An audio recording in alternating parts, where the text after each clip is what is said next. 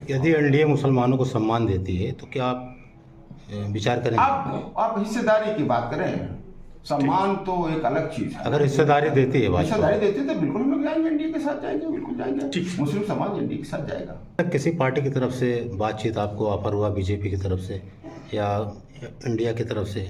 मैं समझता हूँ कि पीस पार्टी ने पहल की है और जो भी मुस्लिम समाज का वोट जिसे चाहिए, जो लोग अभी भ्रम में हैं कि मुस्लिम समाज उनका वोट बैंक उन्हीं के साथ जाएगा, मैं समझता हूँ 2014 में भ्रम टूटेगा और जो भी सार्थक निर्णय लेगा उसको मुस्लिम समाज को सभी राजनीतिक दलों ने झुंझुना देने का काम किया है, मगर उनके हिस्सेदारी देने को काम नहीं किया है। भाजपा क्या आपको लगता है भाजपा देगी अगर आपके हिसाब से? अभी जब कोई नहीं दे रहा है तो जो भागीदारी दे उसके साथ तो हम लोग जाए ना।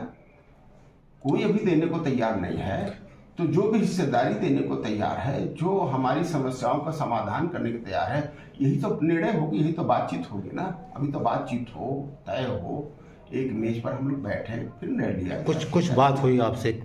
जब बात होगी तो बिल्कुल हम लोग बात करेंगे। क्या मुस्लिम समाज अगर मतलब आप पीस पार्टी जाती है भाजपा के साथ, तो क्या सम्मान बचा पाएगी मुस्लिम समाज?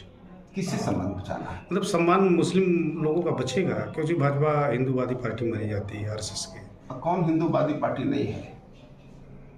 सपा हिंदूवादी नहीं है, बसपा हिंदूवादी नहीं है, और वो तो सेकुलर बोलते हैं अपने आप को। कहते तो है ना, है तो हिंदूवादी पार्टी ना। अगर हिंदूवादी ना पार्टी होती तो उनकी सत्ता शासन में मुसलमानों के साथ भेदभाव क्यों होता? मुसलमान दलितों से बदतर हालत में क्यों चला जाता?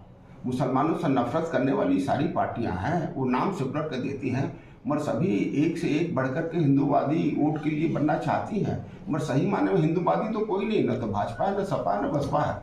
क्योंकि हिंदूवादी वही हो सकता है कि जो देश के संविधान के हिसाब से काम करे, राष्ट्र के सभी नागरिकों को बराबर हक अधिकार दे। हिंदूवादी वो हो सकता है जो सभी नागरिकों का सम्मान करे, किसी नागरिकों में धर्म के नाम पर, जात के नाम पर भेद। एनडीए में अगर आप गए तो क्या मुस्लिमों का कोई भला होगा इसमें? भाई हम जो सत्तासीन पार्टियां हैं उसे हम दुश्मन क्यों बना के रखें ना? हम दुश्मन रखने में हमें कोई फायदा क्या है ना? अगर अपने पॉलिसी को पीस पार्टी जो संविधान है उसके अनुरूप सभी नागरिकों को बराबर सम्मान और अधिकार के साथ विकास का अवसर अगर एनडीए देती है तो उसमें नुकसान क्या है? तो अल्पसंख्यक आपके साथ रहेगा अगर आप? अल्पसंख्यक क्यों नहीं रहेगा? मैं भी अल्पसंख्यक समाज का हूँ। अल्पसंख्यक तो आज समझ गया है।